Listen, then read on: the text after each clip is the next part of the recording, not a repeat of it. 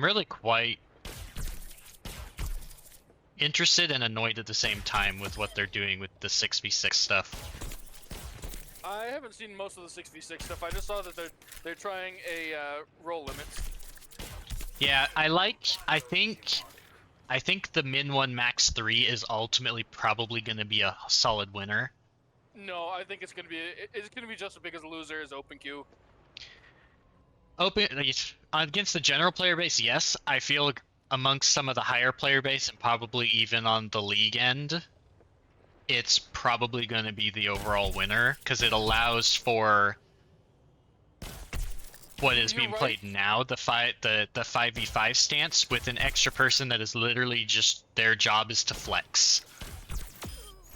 And I agree. I would prefer it, but for the majority of the player base, it's like in quick play, it's gonna end up 3 DPS. Oh, it absolutely is. In majority of it, it's just going to be 3 DPS. And in some scenarios, 3 DPS is it would probably be the right call. But not necessarily in every call with that. The problem is, DPS queue times will be better, but the rest of the player base will suffer because, again, they won't be able to...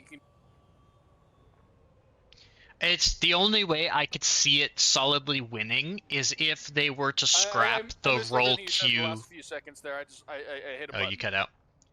No, I agree with that side. The only way I could solidly see in queue times potentially being corrected is if they did away with the roll queue aspect and just made it one button, it's one queue, and not this split queue scenario. Yeah, it's never going to be feasible because there's always, like, when DPS players are happy, tanks aren't, and then DPS players become unhappy because of queue times because there's no tanks. And and you're right there. Right now, with 5v5 in its current state, is the most balanced they're going to have everybody happy. Yeah. Oh, jumping in. Because, like, again, I don't think 6v6 will ever come back fully for one reason. DPS queue time. Yeah. And they can't have both of them because if they have 6v6 as an option, I'm never playing 5v5. Oh yeah. I would never play 5v5. I would. It's literally the 5v5 at that point would solidly just become a DPS game mode. Like nobody would want to play in the 6v6 scenario and no one would want to play in the 5v5 on both ends of the scope.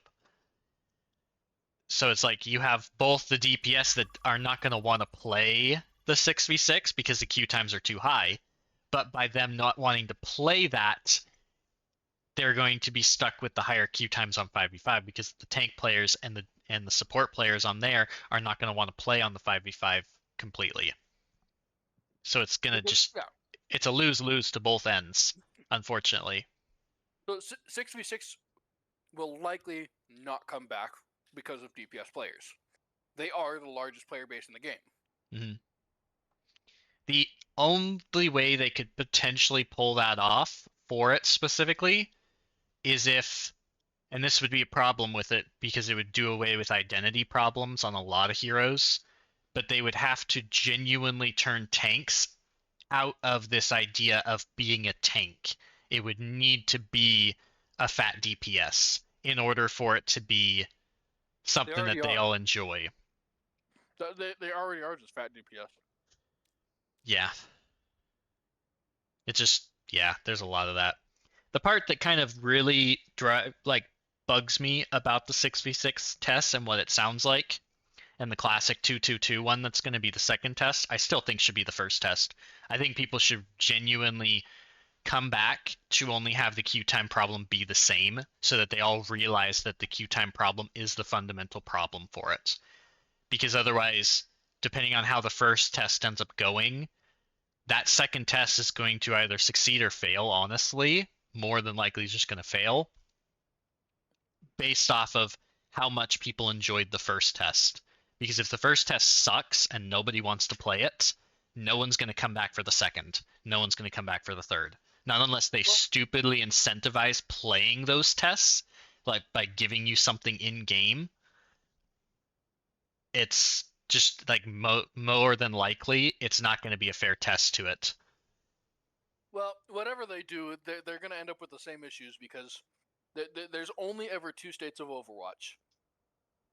Tanks feel useless, or DPS have no impact. Yeah. There is no third state.